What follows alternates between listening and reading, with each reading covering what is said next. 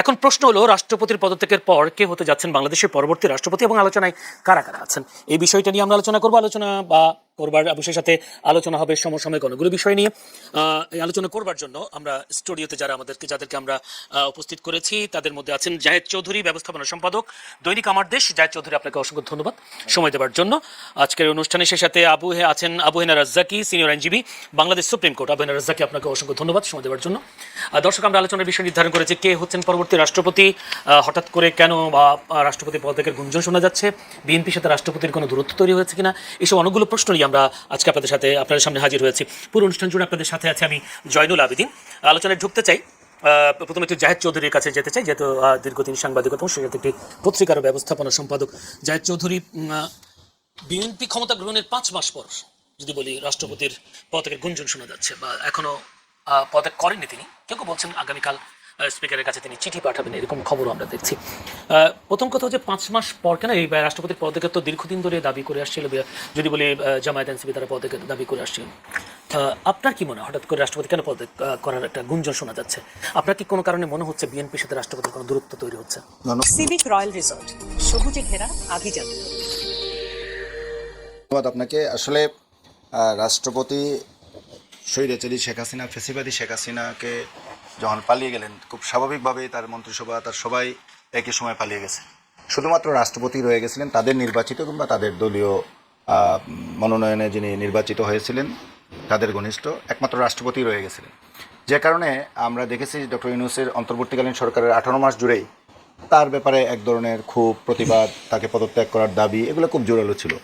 তো এই দাবিগুলোর মধ্যে আমরা তখন থেকেই দেখে আসছিলাম যে বিশেষ করে আমাদের সামরিক বাহিনী এবং বিএনপি, এই দুইটা জায়গা থেকে এখানে আপত্তি ছিল। এগুলা লুকোচুরির কোনো কারণ নেই, এগুলো খুবই স্পষ্টত এই দুই জায়গা থেকেই তার ব্যাপারে আপত্তি ছিল যে জোর করে তাদের পদত্যাগ করানো যাবে না, করানো উচিত নয়, কিংবা ঘেরাও যখন হয়েছে তখনও আমরা দেখেছি। তো এরপর বিএনপি নির্বাচনের পরে বিএনপি ক্ষমতায় আসছে। বিএনপি ক্ষমতায় আসার পরও অনেকে মনে করেছিল যে এর আগে রাষ্ট্রপতি পদত্যাগ করলে একটা সাংবিধানিক শূন্যতার সৃষ্টি হবে। এটা নির্বাচনের আগে এই ধরনের পরিস্থিতি কিন্তু ছিল এবং এক ধরনের জটিলতার সৃষ্টি হতে পারত, যেহেতু সংবিধান মেনেই বলা হচ্ছে যে এখনও ধারাবাহিকতাটা বজায় রাখা হয়েছে সরকারে। তো নির্বাচনের পর কিন্তু এই পরিস্থিতি আর ছিল না। নির্বাচনের পর রাষ্ট্রপতি পদত্যাগ করলে তখন পার্লামেন্ট ছিল, পার্লামেন্টের মাধ্যমে নতুন রাষ্ট্রপতি নির্বাচন করা খুব সহজ পথ ছিল। এবং এটা ভাবার কারণ নেই যে বিএনপি যদি সিরিয়াস হতো যে এই রাষ্ট্রপতি থাকবেন না, তাহলে মোহাম্মদ শাহাবুদ্দিন রাষ্ট্রপতির পদ থেকে আগেই পদত্যাগ করে উনি চলে যেতেন। এখন কি কোনো কারণে মনে হচ্ছে বিএনপি সিরিয়াস হয়েছে? এখন যেটা আসছে, আমরা গতকাল দুপুরবেলা যখন এই খবরটা ছড়িয়ে পড়লো, তারপরে আমি আমার পত্রিকার কথা বলি, আমার দেশের যিনি কভার করেন তিনি বঙ্গভবনে খুব দায়িত্বশীল সূত্রের সাথে কথা বলেছেন, আমি নিজেও কথা বলেছি, একাধিক সোর্সে আমরা যোগাযোগ করার চেষ্টা করেছি যে আসলে ঘটনাটা কি, কোন পর্যায়ে আছে। এবং আমরা এখান থেকে ক্লিয়ার একটা মেসেজ পেয়েছি যে রাষ্ট্রপতি বিদায়ের চূড়ান্ত প্রস্তুতি নিচ্ছেন। এবং এমন কথাও বলা হচ্ছে যে রাষ্ট্রপতি, আজকে যেটা সর্বশেষ শুনেছি, যে রাষ্ট্রপতি কাল জুমার নামাজ পড়ে, এই নামাজটা পড়া পর্যন্ত, জুমার নামাজ পড়ে এরপরেই বিদায়ের একটা প্রস্তুতি নেবে, মানে উইদিন 1 উইক এই প্রক্রিয়াটা কমপ্লিট হবে। এটা মোটামুটি একটা নিশ্চিত খবর যে মুহূর্তে আপনার সাথে কথা বলছি। এক সপ্তাহ এটা পরশু দিনও হতে পারে, কারণ আপনি জানেন যে রাষ্ট্রপতির পদত্যাগ করতে হয় স্পিকারের কাছে, এবং আমাদের স্পিকার হাফিজউদ্দিন বীর বিক্রম এই মুহূর্তে দেশের বাইরে রয়েছেন।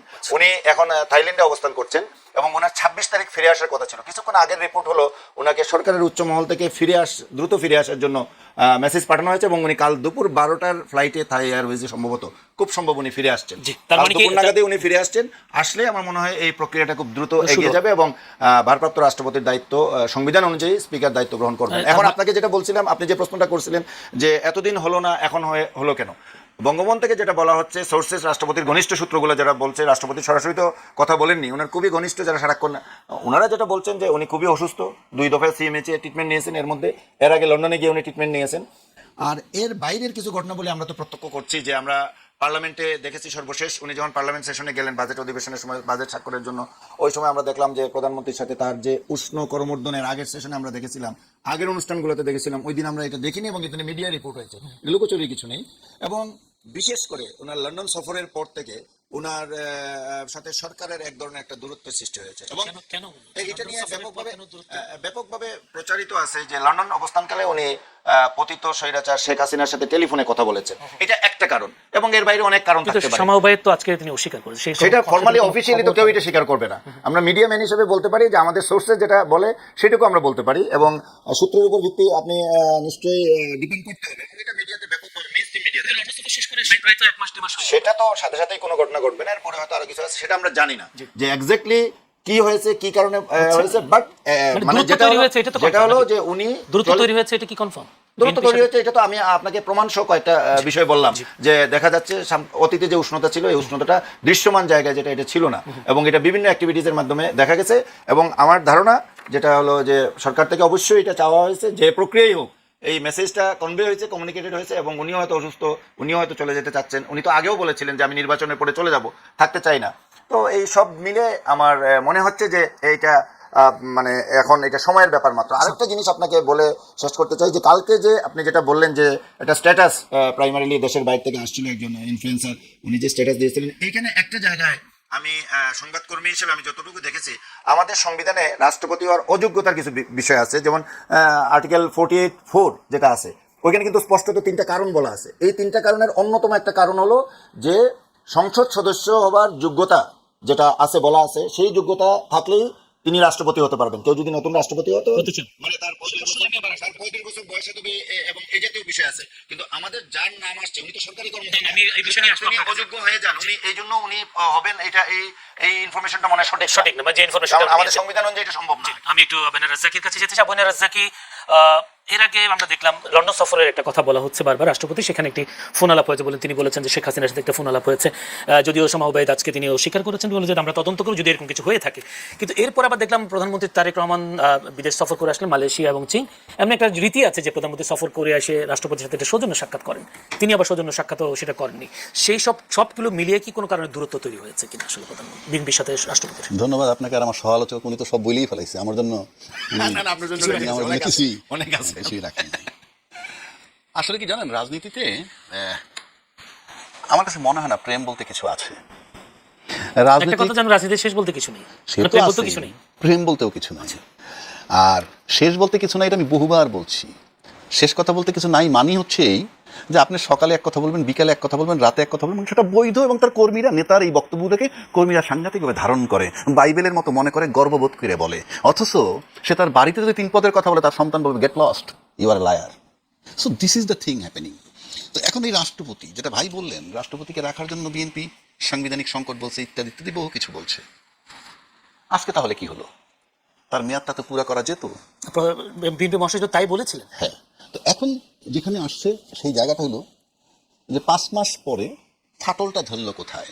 অবশ্যই আমাদের আলোচনা করে লাভ নাই, কারণ স্বরাষ্ট্রমন্ত্রী জিজ্ঞেস করছিল এক সাংবাদিক যে রাষ্ট্রপতি পদত্যাগের গুঞ্জন শোনা যাচ্ছে, তখন রিপ্লাই দিলেন, আপনারাই তো বলছেন এটাকে গুঞ্জন, গুঞ্জন তো গুঞ্জনই, যদি তেমন কিছু হয় তো দেখবেন। তো এটা তো সিম্পল কথা। তাই আসলো কেন এখন এই প্রস্তাবটা? তার মানে হচ্ছে, আমার কাছে মনে হয় যে সরকার যে অবস্থায় দায়িত্বটা নিছে, নেওয়ার পর পরিবেশ পরিস্থিতি পরিপ্রেক্ষিতে যেখানে খুঁজতেছিলাম যে সরকার কোন দিকে যাবে, রাজনীতির একটা বিরাট ফ্যাক্টর চলমান, এটা আমার মনে হয় সবাই আমরা জানি, ভাইও জানেন, চায়না, আমেরিকা এবং ইন্ডিয়া। সেই ভূ রাজনীতি যখন খুব ম্যাচিউর হয়ে গেছিল, ঠিক তখন শেখ হাসিনা সামাল দিতে পারেন নাই, যার জন্য তাকে চলে যেতে হয়েছে, সামাল দিতে পারেননি। সেই যে তপ্ত পরিস্থিতি, সেখানে কিন্তু আজকে বিএনপি দায়িত্ব নিছেন। এখন বিএনপি সরকারের ক্ষমতায় আছে, আমি মনে করি তাদের মতো একটা দল নির্বাচিত যখন হয়ে আসছে, একটা নির্বাচিত সরকার 5 বছরের ক্ষমতায় থাকা উচিত। সেক্ষেত্রে এখন যদি মনে করেন যে আওয়ামী ইনফ্লুয়েন্স যদি ধরেন, মনে রাখেন টু সাম এক্সটেন্ট, কেন আওয়ামী ইনফ্লুয়েন্স বলছি, ওই যে আমাদের আব্দুল মোমেন সাহেব, সে ক্ষমতাচ্যুত হওয়ার 8 মাস পর দেশ থেকে পালাইছে, বের হয়েছে, এবং সে বলছে, পররাষ্ট্রমন্ত্রী, আমি 6 বার সিম বদল করছি, 5 বার বাসা বদল করছি, এবং আমি সরকারি কর্মকর্তা কর্মচারী সহযোগিতা নিয়ে বের হয়েছি। এটা সে স্বীকার করছে। তার মানে কি? তার মানে হচ্ছে যে তখন ওই 8 মাস পর্যন্ত ইনফ্লুয়েন্সটা ছিল।